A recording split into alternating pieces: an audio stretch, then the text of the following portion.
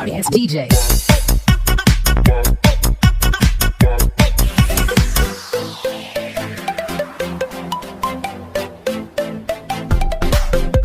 Assalamualaikum warahmatullahi wabarakatuh. Kami dari kelompok 1 akan mempresentasikan hasil dari kerja kelompok kami yang berjudul Inovasi Olahan Borumla, Boba Rumput Laut Kekinian dalam bidang PKM Kewirausahaan. Di sini saya bersama rekan-rekan saya, yaitu yang pertama Ita Arianti, yang kedua saya sendiri Maria Alkiptia, dan yang ketiga Sylvia. Baik, langsung saja di sini ada bab 1, yaitu pendahuluan. Yang pertama adalah latar belakang. Di Asia, masyarakat pesisir mulai memanfaatkan rumput laut sejak ribuan tahun lalu, sedangkan di Indonesia rumput laut mulai dikenal sejak tahun 1899 dan dikonsumsi dalam bentuk makanan tradisional. Selain itu, rumput laut dapat dimanfaatkan sebagai obat tradisional. Rumput laut juga merupakan salah satu sumber devisa negara dan sumber pendapatan bagi masyarakat pesisir. Lahan yang dapat dikelola untuk membudidayakan rumput laut seluas 1,11 juta ha. Di sini ada gambar satu titik yang merupakan pemetaan potensi areal budidaya rumput laut. Lebih dari 700 spesies rumput laut yang ada di perairan Indonesia. Rumput laut kaya akan vitamin A, B1, B2, B3, B9, dan vitamin E, vitamin C. Rumput laut juga kaya akan yodium, zat besi, potasium, magnesium, kalsium, selenium, dan fosfor. Sedangkan boba berasal dari Taiwan dan dikenal dengan nama Zensunaicha. Bahan utama boba adalah tepung tapioka. Tepung tapioka sendiri tidak memiliki rasa, namun rasa manis boba berasal dari gula atau madu yang direndam sebelum boba disajikan. Usaha rumput laut telah berkembang dengan pesat dikarenakan semakin meningkatnya permintaan pasar. Maka dari itu di masa pandemi ini, usaha rumput laut sangat tepat dan dapat membuat lapangan pekerjaan bagi masyarakat yang terkena PHK. Permintaan rumput laut pada tahun 2012 mencapai 541.020 ton. Dan boba merupakan topping minuman terkenal di kalangan remaja atau anak milenial. Maka dari itu, pada kesempatan kali ini, penulis ingin mencoba membuat inovasi terhadap rumput laut dan boba dengan cara menciptakan Borumla, yaitu boba rumput laut, suatu makanan yang sedang menjadi tren di masa kini, tetapi mengandung vitamin dan berkhasiat bagi kalangan masyarakat yang mengkonsumsinya. Kemudian rumusan masalah. Yang pertama, bagaimana cara mengelola rumput laut menjadi makanan kekinian. Yang kedua, apa saja kandungan yang ada pada rumput laut. Kemudian tujuan yang pertama, mengembangkan varian boba dengan rumput laut sehingga menciptakan topping minuman modern dengan cita rasa yang unik serta memiliki khasiat tersendiri pada saat dikonsumsi. Yang kedua, menambah knowledge tentang rumput laut yang kaya akan kandungan esensial yang sangat lengkap.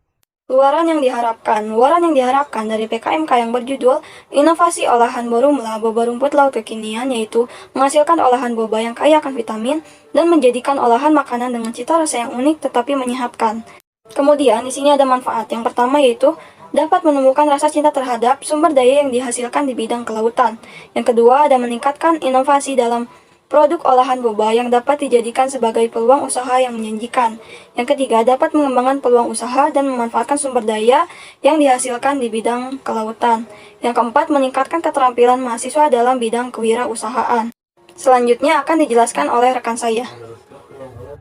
Untuk bab selanjutnya adalah bab 2, yaitu gambaran umum rancangan usaha. Di Indonesia, boba sudah tak asing lagi di semua kalangan masyarakat. Hampir semua remaja, anak-anak, maupun orang tua pernah mencicipi olahan boba dan menyukainya. Boba sendiri terbuat dari tepung tapioka yang dibentuk bulat-bulat dengan tekstur yang kenyal. Borumla merupakan inovasi olahan boba dengan campuran rumput laut yang kaya akan vitamin. Di Indonesia sendiri olahan boba sudah cukup banyak dijumpai, namun belum ada yang mengkolaborasikan antara olahan boba dengan rumput laut. Sehingga dapat disimpulkan olahan boba rumput laut ini memiliki peluang usaha dan cukup menjanjikan untuk kedepannya. Produk yang kami hasilkan ini tetap menjaga cita rasa, kualitas, dan tentunya bervitamin. Desain kemasan produknya pun sudah kami pikirkan. Kami berusaha untuk membuat kemasan yang semenarik mungkin untuk menarik konsumen dan kemasan yang aman untuk olahan makanan. Yang pertama ada analisa produk. Produk yang dihasilkan berupa makanan yang berasal dari tepung tapioka dan rumput laut, lalu diolah dan dikemas. Kemasannya tidak lupa dipres menggunakan alat agar kemasannya tidak ada udara sehingga olahan tidak mudah basi. Yang kedua ada analisa pemasaran. Yang pertama, strategi atau kekuatan. Kami memanfaatkan media sosial untuk promosi produk seperti Instagram, Facebook, dan Twitter. Keuntungan dari penggunaan media sosial ini adalah lebih menghemat tenaga, mudah, dan praktis. Penggunanya juga sudah cukup banyak sehingga sangat menjanjikan sebagai lapak promosi produk. Terus kami akan menggunakan aplikasi jual beli seperti Shopee dan Tokopedia agar memudahkan konsumen untuk membeli produk kita. Dengan olahan boba rumput laut ini akan meningkatkan produksi rumput laut karena olahan dengan bahan rumput laut di Indonesia belum cukup banyak dijumpai. Yang terakhir, kami juga akan tetap berinovasi untuk meningkatkan kualitas produk kami. Yang kedua adalah weakness atau kelemahan. Dalam menjalankan usaha ini, tentunya akan banyak sekali pesaing bertebaran, dan tentunya banyak masalah yang kami hadapi ke depannya. Salah satunya adalah target pasar yang tidak pasti. Yang ketiga adalah logo kemasan. Gambar di bawah ini adalah logo kemasan yang kita buat dan yang akan kita pakai. Yang keempat ada perhitungan ekonomi. Yang pertama ada biaya tetap dalam 1 bulan. Itu ada gaji pegawai, listrik, dan air.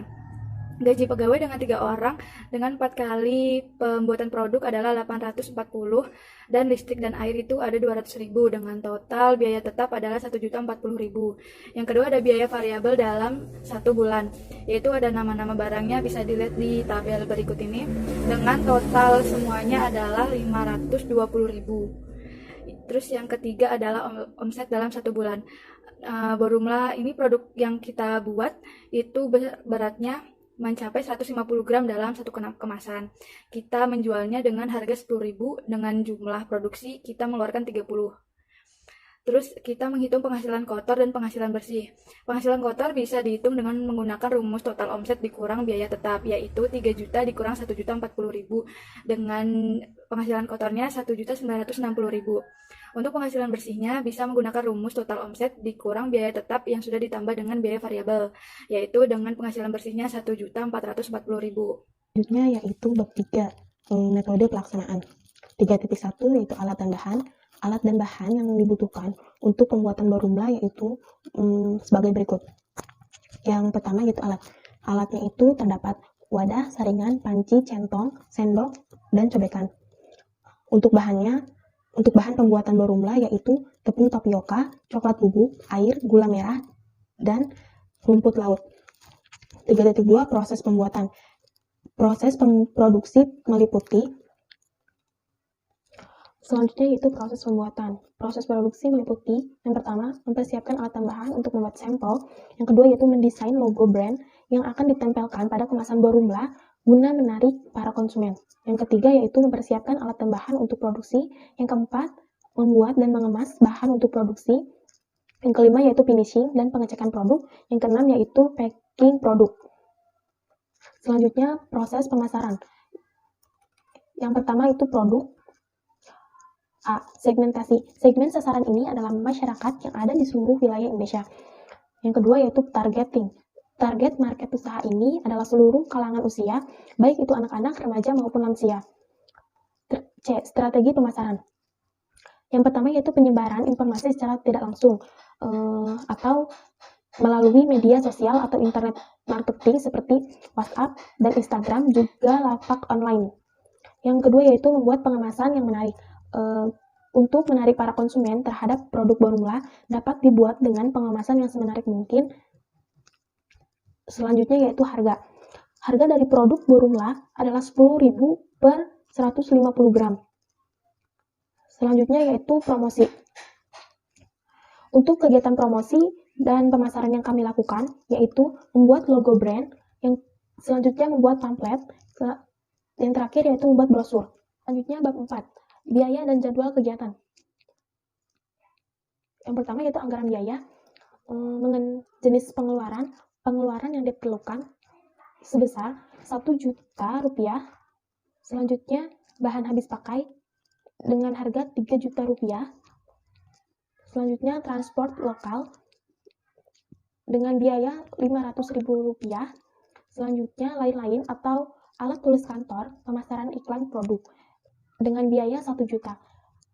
Jumlah dari keseluruhan pengeluaran yaitu 5.500.000. Ya, selanjutnya yaitu jadwal kegiatan. Bisa kalian lihat berikut merupakan jadwal kegiatan dari kegiatan yang akan kami lakukan.